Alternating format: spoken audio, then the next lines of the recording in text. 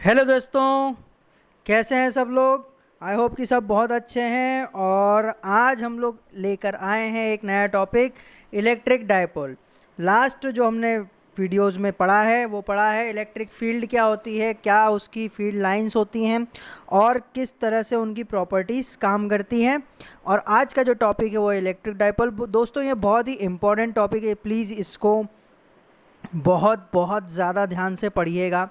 ये आपका पूरा का पूरा जो सिलेबस है उसका बेस बनाने वाला है, खास करके डेरिवेशन लेवल पर। ठीक है, तो इसका बहुत से ध्यान से रखना है। और सरल है, इजी है, बहुत इजी है, पर एक ध्यान जो आपको देना होगा क्योंकि इम्पोर्टेंट टॉपिक है तो वो आपको देना है। और अभी तक आपने अगर सब्सक्राइब नहीं किया हमारे चैनल को तो प्लीज़ सब्सक्राइब कर लीजिए और बेल आइकन दबा लीजिए ताकि आपको आने वाले वीडियोस भी मिल जाएं। अगर आप अपने दोस्तों के साथ इस वीडियो को शेयर करना चाहते हैं तो लिंक सेंड कर दीजिए उनको इस वीडियो की। और इस वीडियो में हम लोग जो इंक्लूड करे हुए हैं टॉपिक्स वो हैं definition of the dipole, dipole moment क्या होता है, इलेक्ट्रिक फील्ड क्या होती है डायपोल के कारण, अलग अलग डिफरेंट पोजीशंस पे अगर हम लोग पॉइंट को रखते हैं तो इलेक्ट्रिक फील्ड हमको क्या मिलती है। ये सारे जो कंटेंट्स है वो हम लोग कवर करने वाले हैं। तो बिल्कुल देरी ना करते हुए हम लोग स्टार्ट करते हैं दोस्तों आज का टॉपिक, इलेक्ट्रिक डायपोल। दोस्तों इलेक्ट्रिक डायपोल की ये डेफिनेशन क्या होती है, समझें कि क्या हमारी सिस्टम होती है। दोस्तों जब दो चार्जेस एक जैसे charges, equal charges but opposite charge के, equal charges but opposite charge के, जैसे कि Q प्लस वाला और माइनस Q, इसमें अगर देखें तो इनकी जो वैल्यू है Q और Q बराबर है, यानी यूँ समझिए कि 2 प्लस का और माइनस का 2 चार्ज कहीं पे रखा हुआ है और इनके बीच में जो दूरी है वो दे रखी है 2L। तो यूँ कहें कि एक ऐसा सिस्टम जहाँ पे जो चार्जेस हैं वो इक्वल होते हैं और अपोजिट होते हैं। अगर थोड़ी सी दूरी से अगर उनको दूर किया गया है, थोड़ी सी डिस्टेंस से दूर किया गया है, तो ऐसा जो सिस्टम बना रहे हैं उस सिस्टम को हम लोग क्या बोलेंगे, हम लोग बोलेंगे इलेक्ट्रिक डाईपोल। ठीक है, इसके अंदर एक और महत्वपूर्ण चीज़ है, ये अभी तक हमने जो देखी थी दूरियां वो देखी थी सारी R और ये दे रखा है 2L। तो दोस्तों R हम लोग कब यूज़ करते हैं, जब सिस्टम से हम लोग टेस्ट चार्ज की या पॉइंट जो पोजीशन है उसकी दूरी को रख दें। जब टेस्ट की जो हमारी पोजीशन होती है वहाँ पे जहाँ पे हमको कोई कंक्लूजन निकालना होता है उस उतनी दूरी को हम लोग R बोलते हैं। पर यहाँ पे ये सिर्फ सिस्टम के अंदर की दूरी है जिसको हम लोग 2L बोलेंगे। तो एक बहुत बड़ा कन्फ्यूजन जो आपको यहाँ पर रहेगा कि R क्यों नहीं बोल रहे हैं, उसको आप याद रखिएगा कि हमको यहाँ पे इसको, इस चीज़ को R नहीं बोलना है, ये 2L ही है। तो ये जो डायपोल है बिल्कुल सिंपल है, equal and opposite charges which are placed by very close distance is called electric dipole. और इसके अंदर जो होते हैं वो क्या होते हैं, 2 से 3 चीज़ें इसके अंदर हैं। 2 अलग अलग चार्जेस हैं, आई मीन एक जैसे चार्जेस हैं बट उनकी जो डायरेक्शन है या यूँ कहें जो उनका साइन है वो डिफरेंट है, एक प्लस है और एक माइनस है। और उनके बीच की जो दूरी है वो 2L है।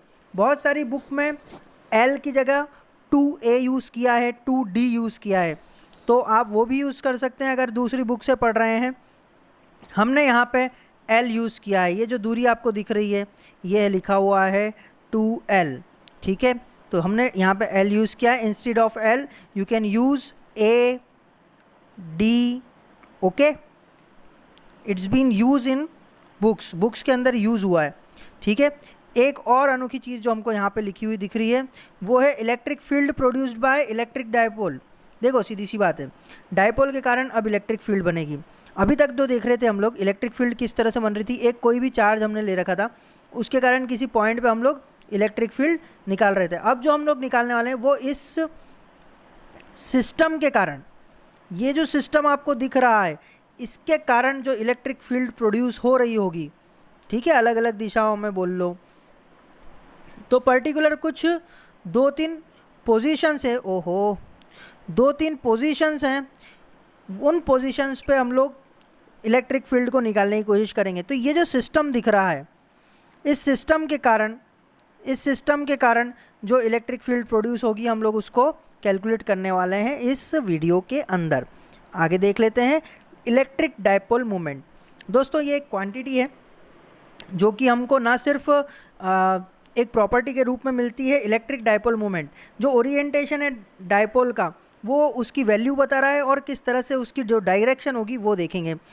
तो हमने देखा था इलेक्ट्रिक डायपोल के अंदर कि दो चार्जेस थे, ठीक है, और उनके बीच में कुछ दूरी थी 2L की। तो यहाँ पे अगर हम लोग चार्जेस को देख लें तो ये प्लस Q चार्ज हो गया था और ये माइनस Q चार्ज हो गया था। यहाँ पे जो डायपोल मोमेंट है उसकी जो डायरेक्शन होती है वो होती है नेगेटिव टू पॉजिटिव।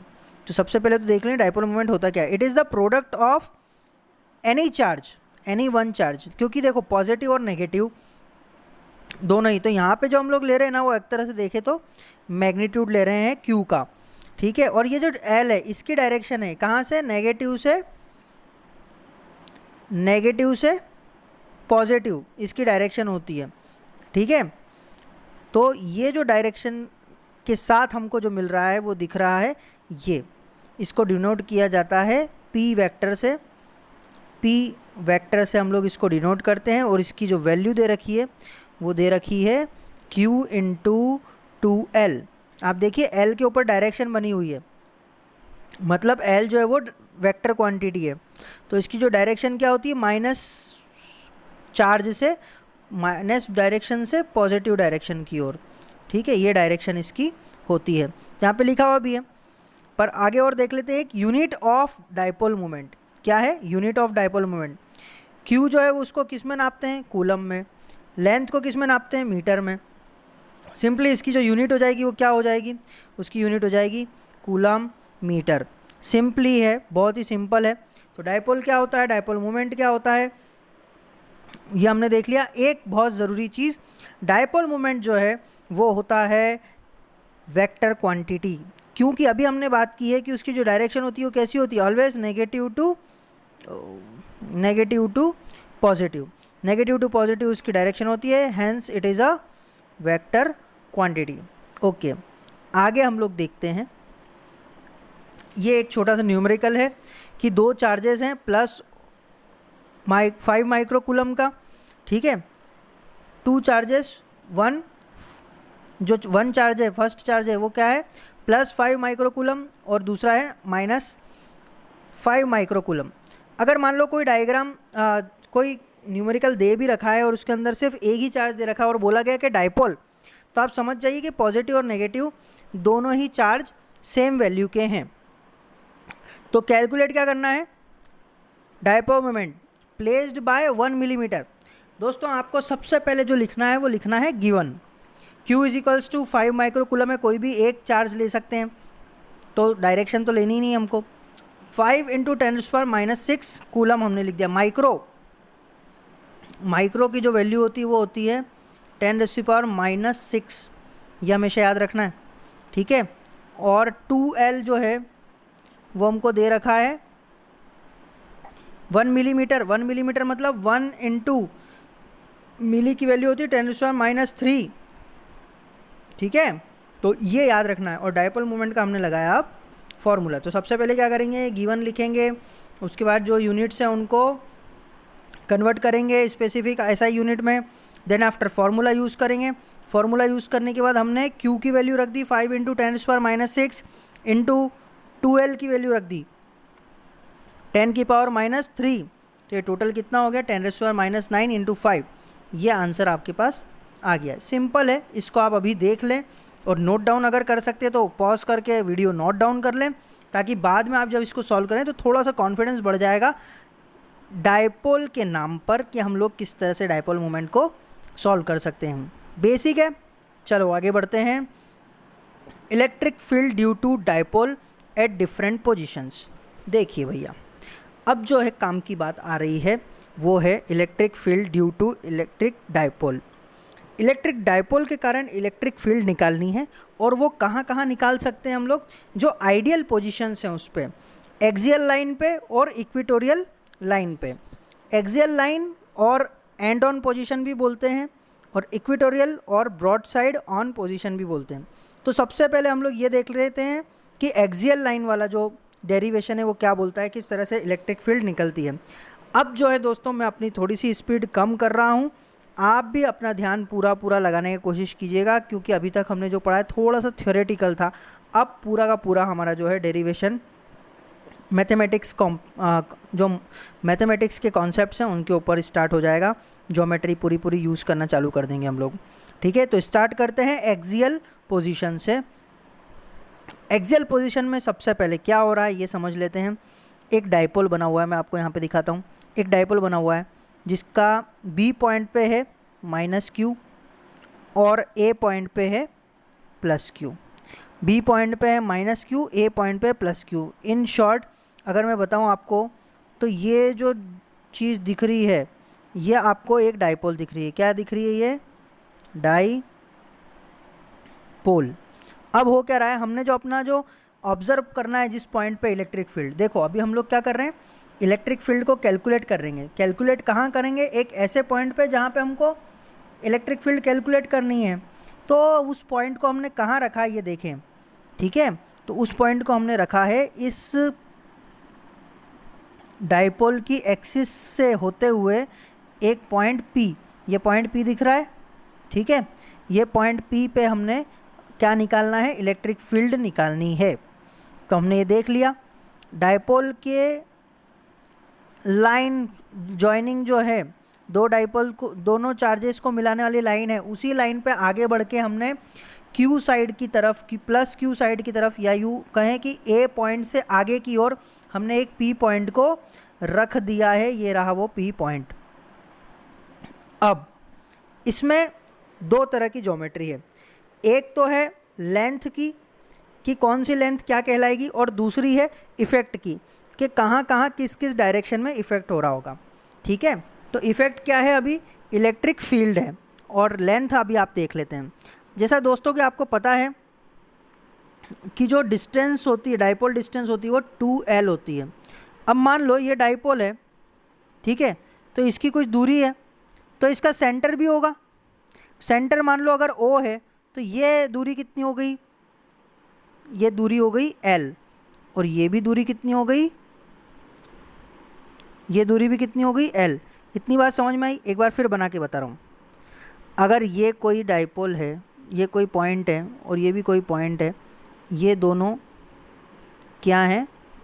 +q और ये -q। ठीक है, और इनके बीच की जो दूरी है वो कितनी है? 2l है। तो इनके जो सेंटर से ये जो दूरी होगी वो l होगी, और ये वाली दूरी भी l होगी, तब जाके ये पूरा 2l हो जाएगा। ठीक है, ये बात बिल्कुल समझने लायक है।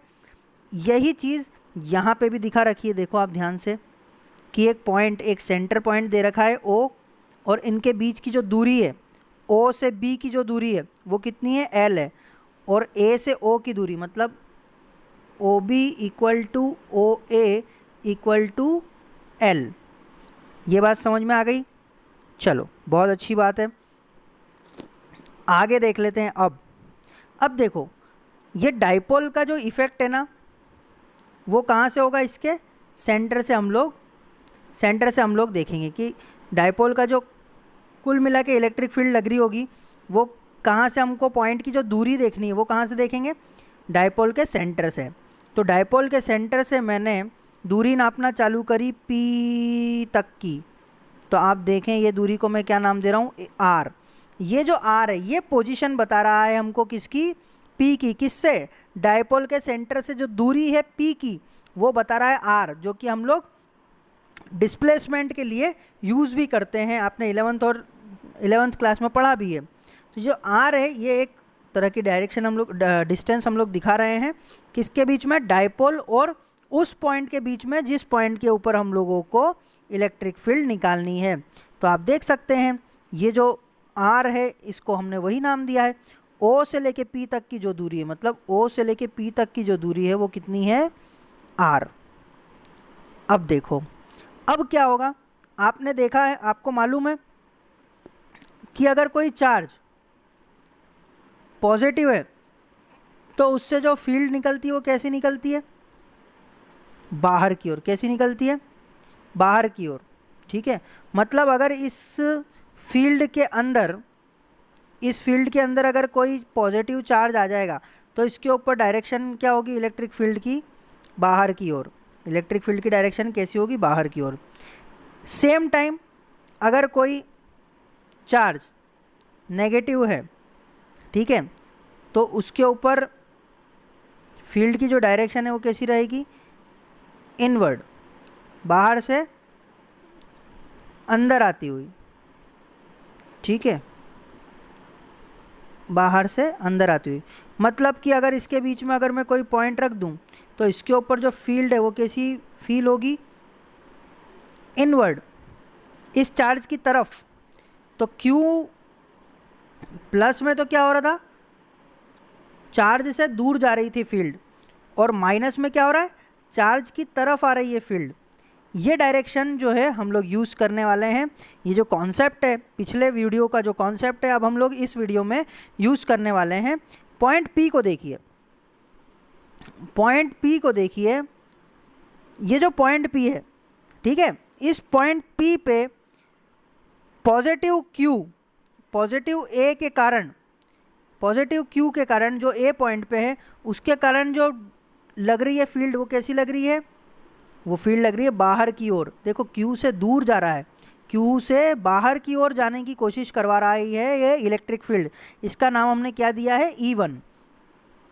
और ये माइनस Q के कारण इसकी जो डायरेक्शन है E2 की, वो डायरेक्शन किस तरफ है? माइनस Q की तरफ। क्योंकि माइनस Q वाली जो डायरेक्शन होती है इलेक्ट्रिक फील्ड की, वो कैसी होती है? चार्ज की ओर, माइनस डायरेक्शन की ओर। तो ये फील्ड हमको इस तरह से निकालनी है। मतलब अगर Q के कारण, प्लस Q के कारण अगर मैं फील्ड कैलकुलेट करूँगा तो वो होगी E1, और अगर माइनस Q के कारण अगर मैं फील्ड कैलकुलेट करूँगा तो वो होगी E2। तो ये तो बहुत सिंपल है, बिल्कुल समझ में आ गया हमको कि प्लस Q के कारण E1 होगी और माइनस Q के कारण E2 फील्ड इस P पॉइंट पे, किस पे? इस P पॉइंट पे हमको ये फील्ड फील हो रही होगी। तो अब ये देख लेते हैं कि पॉजिटिव चार्ज से इस P की दूरी कितनी है और नेगेटिव चार्ज से इस P की दूरी कितनी है। तो भाई प्लस Q से P तक की दूरी देखते हैं। यहाँ आप देखिए कि OP इज इक्वल्स टू क्या है? R, और OA इज इक्वल्स टू है L। OP is equals to है R और OA इज इक्वल्स टू है L। मतलब अगर मैं ये देखूं कि AP इज इक्वल्स टू हो जाएगा, AP इज इक्वल्स टू क्या हो जाएगा? OP माइनस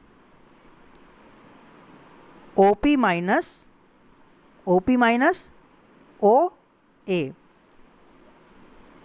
OP माइनस अगर मैं OA कर दूंगा, सॉरी, OP माइनस अगर मैं OA कर दूंगा, ये हमारा OP है जिस पे मैं अभी लाइन चला रहा हूँ, और ये हमारा OA है। तो हमारे पास ये वाली जो दूरी है वो पता चल जाएगी। और ये दूरी क्या है? ये दूरी क्या है? इस प्लस Q से जो दूरी है P की, वही तो है। तो हमारे पास ये दूरी आ गई R माइनस L। ये दूरी क्या आ गई? R minus L। और सेम टू सेम अगर हम लोग ये देखेंगे कि BP क्या दूरी है? BP दूरी है OA, सॉरी, BP जो दूरी है वो क्या है? OP plus OB। BP जो दूरी है, BP is equals to OB plus OP। तो OB कितना है? L, और OP कितना है? R। तो ये कुल मिला के क्या हो जाएगा? R plus L। और यही देखो हम लोगों ने लिखा हुआ है यहाँ पे, ये R प्लस L लिखा हुआ है। तो दोस्तों, आपने अगर मेरा पहला वीडियो नहीं देखा है तो आप इस चैनल का पहला वीडियो आप देखिए। आपको ये पता चलेगा कि डेरिवेशन का जो की पॉइंट होता है, अगर डेरिवेशन को आपको बहुत ढंग से अगर पढ़ना है या यूँ कहें कि समझना है, तो आप डेरिवेशन के अंदर जो सिचुएशनल कॉन्सेप्ट पे बेस्ड ज्योमेट्री है, जो डायग्राम है, अगर उसको ढंग से आपने पूरी तरह से समझ लिया तो मैं बताता हूँ आपको बहुत कम समय लगेगा डेरिवेशन को कैलकुलेशन के थ्रू कंक्लूजन तक लाने में। क्योंकि आपके दो कॉन्सेप्ट, थ्योरेटिकल कॉन्सेप्ट जो कि फैक्ट है, जो कि डेफिनेशन बेस्ड है, और दूसरा है ज्योमेट्रिकल कॉन्सेप्ट कि ज्योमेट्री क्या बोल रही है उसको आप मैथमेटिकली अगर रिप्रेजेंट कर सक रहे हो। ज्योमेट्री में जैसे मैथमेटिकली कैसे रिप्रेजेंट करना है कि B P is equals to O B plus O P is equals to R plus L. अगर इस चीज़ को आप समझ गए हो, कुल मिला के अगर मैं बोलूँ तो अभी पिछले 5 मिनट में मैंने जो ये पूरी ज्योमेट्री आपको समझाई है, ये ज्योमेट्री अगर आपने समझ ली है तो भैया आपका आने वाला जो 10 मिनट है वो बहुत ही आराम से गुजरेगा, सब समझ में आ जाएगा। तो आगे बढ़ते हैं दोस्तों। Field intensity E1 due to plus Q at point P। मैंने आपको पिछले डायग्राम में बताया है कि प्लस क्यू से लेके P के बीच में जो इलेक्ट्रिक फील्ड, प्लस क्यू के कारण जो P पे इलेक्ट्रिक फील्ड लग रही होगी वो होगी E1। और इलेक्ट्रिक फील्ड का फॉर्मूला क्या है वो हम सब लोग जानते ही हैं, नहीं जानते हैं तो पिछला वाला वीडियो आप बिल्कुल देख लें। E1 इज इक्वल्स टू हो जाएगा 1/4πε0 वो वाला चार्ज और अपॉन में जितनी दूरी है, दूरी कितनी है r माइनस एल। अब आप ये सोचोगे कि हमने तो r पढ़ा था, नहीं, आप पीछे जाइए, AP की दूरी को देखिए, हमने कैलकुलेट इसको किया था OP माइनस OA। यहाँ पे फिर लिख देता हूँ, AP इज इक्वल्स टू जो है वो OP माइनस OA है, ठीक है। अगर ये निकालोगे तो आपको समझ में आ जाएगा कि ये r माइनस एल है, ठीक है। तो ये अब मैं बार बार नहीं बताने वाला हूँ, अब आपको ध्यान देना है क्योंकि डेरिवेशन आगे और बड़ा है। तो E1 इज इक्वल्स टू हो जाएगा 1/4πε0 Q by R minus L का स्क्वायर। सिमिलरली अगर मैं माइनस क्यू के कारण अगर फील्ड निकालने जाऊँगा तो मुझे पता चल जाएगा कि कौन सी फील्ड निकालनी है, E2 निकालनी है, क्यों, जो कि माइनस क्यू की डायरेक्शन में जा रही है। तो E2 इज इक्वल्स टू क्या हो जाएगा 1/4πε0 वो वाला चार्ज जिसके कारण हमको इलेक्ट्रिक फील्ड मिल रही है, और वो दूरी जितनी दूरी पे हम निकाल रहे हैं। तो हमने ये देखा है पिछली बार r प्लस एल जो हमने देखा है वो पिछले वाले डायग्राम में कि r प्लस एल किसकी दूरी है, तो वो आपको याद रखना होगा कि B P is equals to कितना था O P plus O B. B P is equals to O P plus O B है, तो इसलिए हमने उसको r प्लस एल लिखा है। अब देखें कि अगर हम लोग सिर्फ मैग्नीट्यूड लें, E2 का अगर सिर्फ मैग्नीट्यूड लें तो क्या हो जाएगा 1/4πε0 Q बाय आर एल। सिर्फ यहाँ से क्या गया है, एक माइनस गया है, इस Q के सामने से क्या गया है, बस माइनस गया है। But E1 and E2 are in the same line, एक ही लाइन में और अपोज कर रहे हैं एक दूसरे को, एक ही लाइन में है और अपोज कर रहे हैं एक दूसरे को। और साथ ही में क्या बोला जा रहा है कि E1 is greater than E2, E1 is greater than E2। सही बात है, आप इनकी वैल्यू को अगर देखेंगे तो एक r माइनस एल स्क्वायर है और एक 1/r प्लस एल स्क्वायर है। कौन सी क्वांटिटी बड़ी है, r प्लस एल वाली क्वांटिटी बड़ी है। मतलब कि 1 इसका रेसिप्रोकल में तो ये छोटा हो गया ना, ये क्वांटिटी पूरी छोटी हो जाएगी। ये वाली जो E2 है ये क्या हो जाएगी, E1 से छोटी हो जाएगी, इसलिए E1 is greater than E2। तो अगर सिर्फ मैग्नीट्यूड हम लोग लें, सिर्फ मैग्नीट्यूड अगर हम लोग लें तो हमारी इक्वेशन कुछ इस तरह से बन जाएगी कि टोटल फील्ड जो है वो क्या निकालनी पड़ेगी, E1 में से अगर E2 माइनस कर लिया जाए, फिर से सुने, E1 में से अगर E2 माइनस कर लिया जाए तो हमको मिल जाएगी हमारी फील्ड। कौन सी फील्ड, नेट फील्ड मिल जाएगी, नेट इलेक्ट्रिक फील्ड मिल जाएगी जो कि उस P पॉइंट पे लग रही होगी। तो हम लोग क्या करते हैं, E1 की वैल्यू हम लोग E1 की वैल्यू पिछली इक्वेशन से और E2 की वैल्यू पिछली इक्वेशन से ले आते हैं। E2 की तो यहीं लिखी हुई है, ये वाली इक्वेशन आप यहाँ पे पुट कर दीजिए, ये वाली इक्वेशन आप यहाँ पे पुट कर दीजिए तो आपको मिल जाएगा सारा रास्ता, ठीक है। तो हम देखें, हमने पिछली वाली इक्वेशंस यहाँ पे पुट कर दिए, 1/4πε0 into Q by R minus L square या होल स्क्वायर, 1/4 माइनस 1/4πε0 Q by R plus L का होल स्क्वायर, ठीक है। यहाँ तक अगर बात समझ में आ गई है, हमको आ गई है वैसे तो, पर फिर भी एक और बार आप इस वीडियो को पीछे लेके एक बार वापस से देख लें, क्योंकि अब जो है वो कैलकुलेशन स्टार्ट हो जाएगी। चलो देखो, पिछली वाली स्लाइड में से हम लोग देख सकते हैं 1/4 पे एप्सिलॉन नॉट क्यू, 1/4 पे एप्सिलॉन नॉट क्यू, ये दोनों चीज़ें जो है कॉमन है। तो हमने क्या किया, अगली वाली स्लाइड में इसको हमने क्या किया, कॉमन निकाल लिया। क्यू यहाँ से क्यू और यहाँ से क्यू लेके हमने यहाँ पे कॉमन निकाल लिया है दोस्तों। अब बचा के अंदर सिर्फ 1/r माइनस एल का होल स्क्वायर और r प्लस एल का होल स्क्वायर। हमने इसका क्रॉस मल्टीप्लिकेशन करके एलसीएम जैसा कुछ बनाते हैं जो हम लोगों ने, वो बना लिया। तो ये हो गया r प्लस एल का whole square minus r minus L का होल स्क्वायर। वापस से देख लें, यहाँ से हमने q और ये सब कॉमन निकाल लिया था, ठीक है। और उसके बाद हमने इसको क्रॉस मल्टीप्लिकेशन करके इसका पूरा एक इक्वेशन बना लिया है। वो इक्वेशन हमारे सामने ये आ गया है, ठीक है। तो अब ये देखिए कि इस r प्लस एल को देखिए और इस r माइनस एल को देखिए। अगर मैं इसको a नाम दे दूँ, r प्लस एल को a नाम दे दूँ और r माइनस एल को b नाम दे दूँ, जैसा कि मैं यहाँ पे दिखा भी रहा हूँ, ये वाली लाइन को पढ़िएगा आप। अगर मैं r प्लस एल और r माइनस एल को, ठीक है, क्या नाम दे दूँ, a और b नाम दे दूँ, कहाँ पर, न्यूमरेटर में। ध्यान से देखिए कहाँ पे बात कर रहे हैं हम लोग, न्यूमरेटर में, ऊपर की जगह, ये वाली जगह पे। अगर मैं इसको a और b नाम दे दूँ तो ये कुछ इस तरह से हो जाएगा, a square minus B square.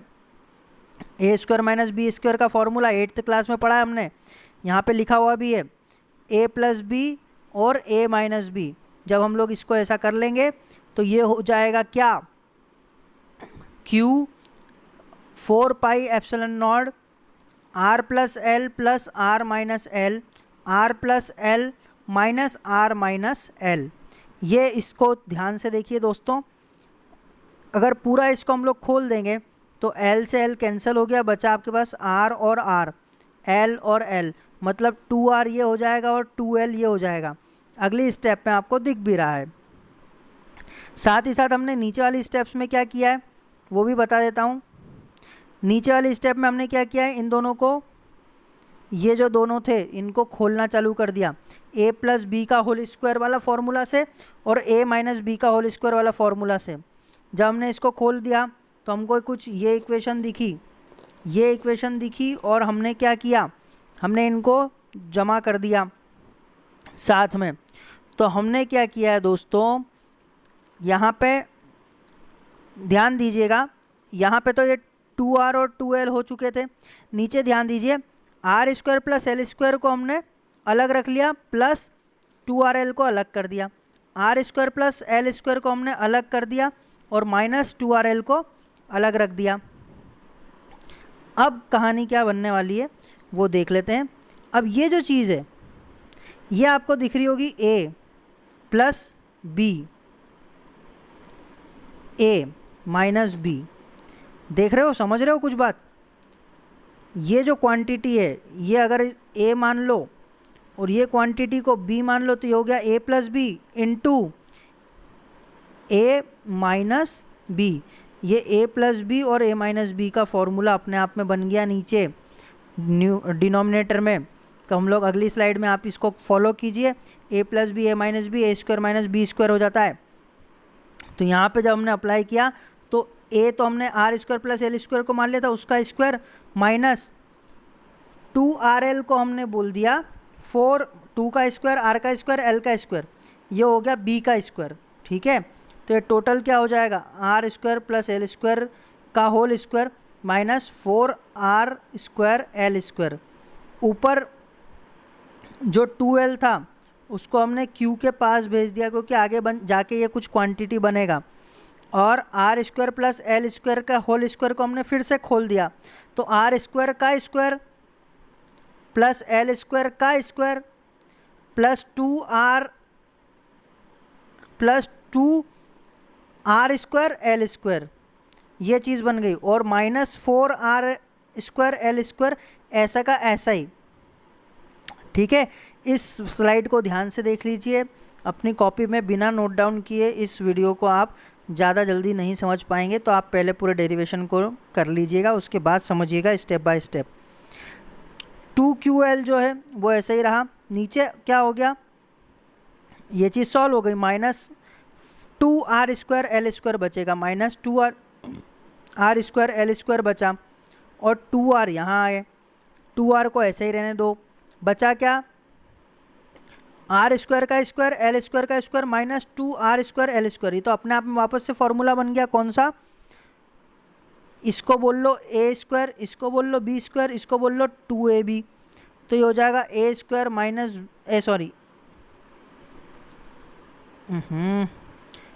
a minus B का होल स्क्वायर बन जाएगा ये। तो a क्या था, r² था, b क्या था, L² था, आ गए अपनी अपनी जगह पे। सिंपल है, लॉजिकल है, थोड़ा सा ज़्यादा ध्यान देना है, और मैथमेटिक्स में थोड़ा सा आपको कंट्रोल रखना पड़ेगा, अपनी भावनाओं को कंट्रोल में रखोगे, अपना ध्यान पूरा लगा के रखोगे तो ये बात आराम से समझ में आ जाएगी। इधर देखिए, इधर एक नई कहानी अपने आप में जन्म ले चुकी थी। 2QL हमने पढ़ा है कि P = होता है Q × 2L डाइपोल मूवमेंट, ठीक है। तो अगली स्लाइड में देख लेते हैं क्या हो रहा है। अगली स्लाइड में हम लोगों ने देखा कि जो we know that P = 2QL, तो हमने ये 2QL की जगह पे क्या रख दिया, इस P को रख दिया, तो ये P आ गया, ठीक है। तो P/4πε0, 2r ऊपर था ही सही, r² माइनस L²। अब आगे एक अच्छी कहानी है, वो ये बोल रहा है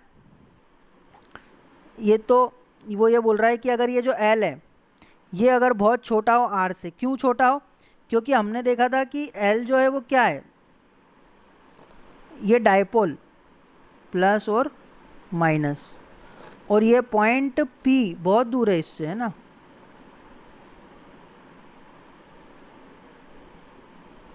ये बहुत दूर है, P पॉइंट है ना। अब ये दूरी जो थी इनके बीच में, ये अपने आप में छोटी, उससे छोटा और क्या, L, ये दूरी भी अपने आप में छोटी, और ये दूरी R थी, ये दूरी को देखो और ये दूरी को देखो, ये तो बहुत छोटी है, माइक्रोस्कोपिक लेवल पे देखोगे तो बहुत छोटी दिखेगी। तो हमने बोल दिया कि भैया L जो है वो R से बहुत छोटा है, तो ये नेगलेक्ट किया जाए, क्योंकि अगर L R से बहुत छोटा है तो L² R² से तो बहुत ही ज़्यादा छोटा होगा, इसलिए ये L² को मैं यहाँ से हटा दूंगा, तो मेरे पास इक्वेशन बनेगी 2PR/R² का स्क्वायर, मतलब कि r⁴, पर हम जानते हैं कि r⁴ और यहाँ पे एक ही r था, तो ये 4 से ये r कट जाएगा, r⁴ ही बचेगी, r⁴ ही बचेगी। तो आज का ये जो अपना एक्सियल पॉइंट पे जो हमने निकाला है वो हो जाएगा कितना, E = 1/4πε0 2p/r³ न्यूटन पर कूलम। मतलब कि ये कौन सी फील्ड निकाली हमने फील्ड निकाली है -q, डायग्राम याद करवा देता हूँ आपको वापस से, हमने क्या किया था, और कुछ दूरी पे एक पॉइंट P रखा हुआ था जिसके ऊपर हमने नेट इलेक्ट्रिक फील्ड निकाली है, जिसकी वैल्यू कितनी थी, E1 - E2। वो वैल्यू हमने कैलकुलेट जब करी मैथमेटिकली ज्योमेट्री को यूज़ करके, तो हमारे पास आंसर आया 1/4πε0 2p/r³। ये आंसर हमारे पास आया है किसका, जब हम डाइपोल की एक्सिस के लाइन में किसी पॉइंट को रखते हैं तो आंसर आता है। अगली जो पोजीशन है वो पोजीशन देख लीजिए, इसको एक बार रिवाइज ज़रूर कीजिए, उसके बाद ये वाली आगे की चीज़ को भी देख लीजिए, तब दोनों चीज़ों को आप एक साथ लिख के रिवाइज कीजिएगा। इसको बोलते हैं ब्रॉड साइड ऑन पोजीशन, या फिर जनरली अभी हम लोग जो रेगुलर हमको देखने को मिल रहा है उसको बोलते हैं इक्विटोरियल, मतलब इसके इक्वी पॉइंट पे, दोनों के बीच के इक्वल पॉइंट के परपेंडिकुलर जो पॉइंट होगा वो। देखो सीधी सी बात है, पिछला पॉइंट हमने यहाँ लिया था, यहाँ P था हमारा, ठीक है। अब हमारा जो P है वो इस लाइन में नहीं है, इसके परपेंडिकुलर लाइन में, तो ये रहा वो P, दिख रहा है, ये P छोटा सा बना हुआ है यहाँ पे, कहाँ पे, ये बना हुआ, ठीक है, तो ये P है, यहाँ पे हमको इलेक्ट्रिक फील्ड निकालनी है। ज्योमेट्री को बड़े आसानी से समझ लेंगे हम लोग। देखो, हमको मेन चीज़ क्या चाहिए कि हर एक पॉइंट चार्ज से, हर एक चार्ज से इस P की दूरी कितनी है, हर एक चार्ज से इस P की दूरी कितनी है। ठीक है, तो A पॉइंट पे रखा हुआ है plus Q charge, B point पे रखा हुआ है माइनस Q चार्ज। ठीक है, और इनकी दूरी क्या है वो देख लेते हैं। तो भाई जो O से लेके P तक की जो दूरी थी वो पिछली बार हमने कितनी लिखी थी, हमने लिखी थी दोस्तों R। कितनी लिखी थी? R। और ये जो छोटी सी दूरी है, ये दूरी ये कितनी है? चलो इसको प्रॉपर बना के देता हूँ। ये दूरी कितनी है? R। और ये दूरी कितनी है? L।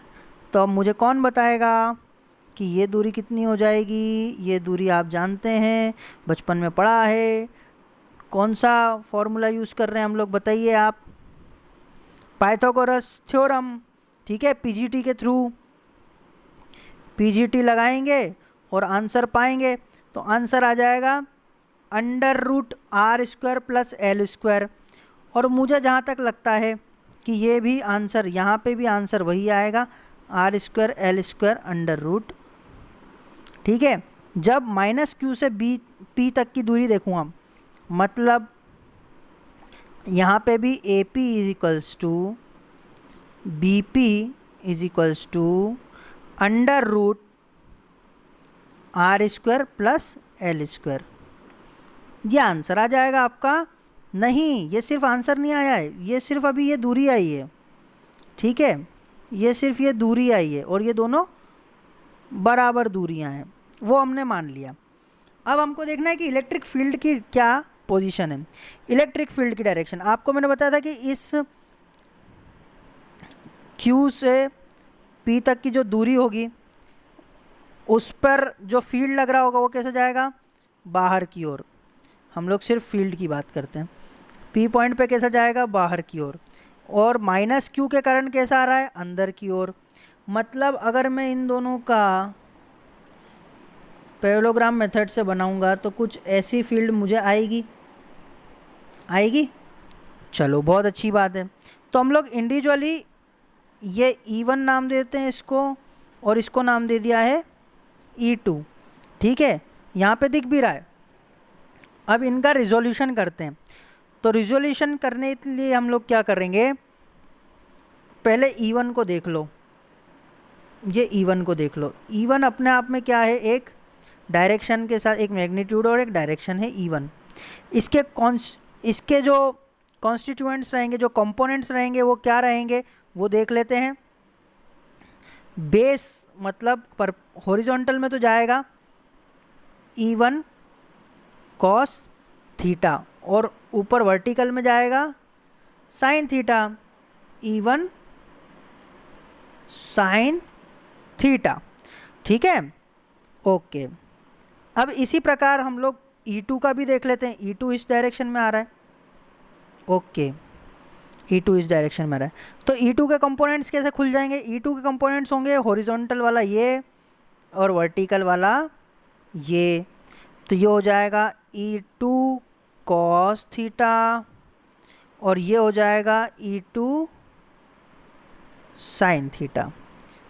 ठीक है, तो ये जो दोस्तों हैं ज्योमेट्री हमने समझी है। वापस से मैं बता दूं कि अगर आप ज्योमेट्री समझ लेते हैं तो आपकी कैलकुलेशन के जो आधे आसार हैं वो यहीं पे कंप्लीट हो गए। आपको पता चल जाएगा कि आपको क्या क्या कैसे कैसे यूज़ करना है।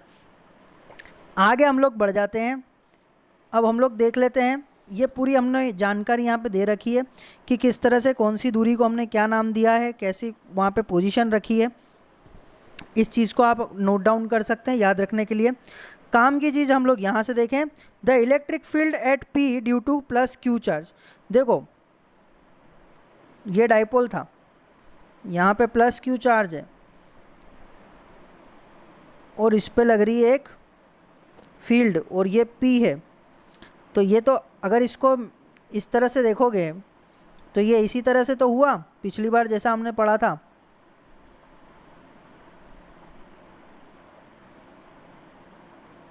है ना। इसको बस क्या मैंने इतने डिग्री से डिफ्लेक्ट कर दिया, तो E1 वही रहेगा 1/4πε0 Q/AP²। बस यहाँ पे अब जो AP की वैल्यू है वो चेंज हो चुकी है R² plus L², √R² plus L²।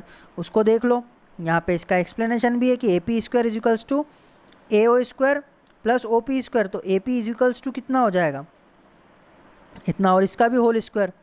ठीक है, तो E1 = कितना हो गया 1/4πε0 Q/√R² प्लस L² का स्क्वायर। ठीक है, आप आगे देखेंगे तो आपको जनरल है ये √2 से कट भी जाएगा। तो आप देखें E2 जो है उसकी वैल्यू क्या होगी E2 की जो वैल्यू होगी वो क्या होगी, वो भी यही होगी 1/4πε0 और उसके बाद PB का स्क्वायर। PB की वैल्यू कितनी थी, हमने अभी बोला AP = BP या PB = कितना होगा 1/√R² प्लस L²। तो वो हमने यहाँ पे लिख दिया। अब देखें E1 और E2 एक जैसे ही दिख रहे हैं हमको, देखते हैं आगे क्या होता है। यहाँ पे वही चीज़ समझाई गई है दोस्तों, इसको लिख लीजिए आप, मैं आपको ये आधे मिनट का टाइम देता हूँ या आप बाद में लिख लीजिएगा कि ये वही चीज़ है। E1 cos थीटा किसके अलॉन्ग है, AB के अलॉन्ग है। E1 sin थीटा किसके अलॉन्ग है, OP के अलॉन्ग है। E2 cos थीटा अलॉन्ग है AB के, और E2 sin थीटा अलॉन्ग है OP के। ठीक है, यहाँ पे देखो एक ध्यान से बात देखो, AB जो है वो कॉमन है। ठीक है, AB एक जैसे हैं, बट जो ये OP है और ये जो PO है ये अलग अलग है। जैसे पॉइंट P है, ये डायरेक्शन अगर देखते हैं, ये अगर पॉइंट P है तो ये डायरेक्शन हो गई PO डायरेक्शन, क्योंकि P से O की तरफ आ रहा है। और ये जो डायरेक्शन हो गई ये क्या हो रही है, ये डायरेक्शन जो हो रही है ये हो रही है O से P की तरफ। ठीक है, तो ये जो डिफरेंस दिख रहा है आपको, ये एक दूसरे को अपोज कर रहे हैं, काट रहे हैं। तो अल्टीमेटली दोस्तों पता है क्या होगा, आखिरी में E1 sin थीटा और E2 sin थीटा एक दूसरे को क्या कर देंगे, कैंसल आउट। चलो आगे देख लेते हैं कर रहे हैं कि नहीं कर रहे हैं। मैग्नीट्यूड की अगर बात करें तो E1 और E2 दोनों क्या हैं, बराबर हैं। और यहाँ पे E1 sin थीटा और E2 sin थीटा भी बराबर हैं और अपोजिट हैं, इसलिए वो एक दूसरे को क्या कर देंगे, कैंसल आउट कर देंगे। यहाँ पे ये थ्योरी में लिखा हुआ है, पीछे वाली स्लाइड में मैंने आपको प्रैक्टिकली बता दिया कि ये क्या चीज़ कर रहे हैं। तो हमारे पास जो रिजल्टेंट फील्ड बचेगी ना दोस्तों, वो बचेगी सिर्फ दो component, E1 cos theta plus E2 cos theta. ठीक है, E1 cos theta plus E2 cos theta बचेगा, और वो हमने यहाँ पे लिख रखा है। अब हमने यहाँ पे एक बात कर ली कि E1 = E2 है। ठीक है, मैग्नीट्यूड में अगर देखें तो 1/4πε0 Q/√R² प्लस L², और E2 भी ऐसे ही आ रहा है, तो E1 = E2 है। तो इस कंडीशन को हमने यहाँ पे पुट कर दिया। अब क्या हो गया, E1 cos theta plus E1 cos theta हो गया। मतलब कि ये cos थीटा कितने हो जाएंगे, ये हो जाएंगे 2E1 cos थीटा। ये कितना हो जाएगा, 2E1 cos थीटा। देख लेते हैं, ये हो गया यहाँ पे 2E1 cos थीटा। तो हमें अब जनरली देख लो, सिंपली देख लो, तो करना क्या क्या है, दो काम करने हैं। एक तो E1 की वैल्यू रख दो, क्या कर दो, E1 की वैल्यू रख दो, और दूसरी cos थीटा की वैल्यू रख दो। चलो तो cos थीटा की वैल्यू निकालते हैं। cos थीटा क्या होता है बेटा, बचपन में पढ़ा है अपन ने, हाइपोटेनियस अपॉन में बेस, नहीं बेस अपॉन में हाइपोटेनियस। चलो OA जो है वो क्या है इसका, क्या है, बेस है।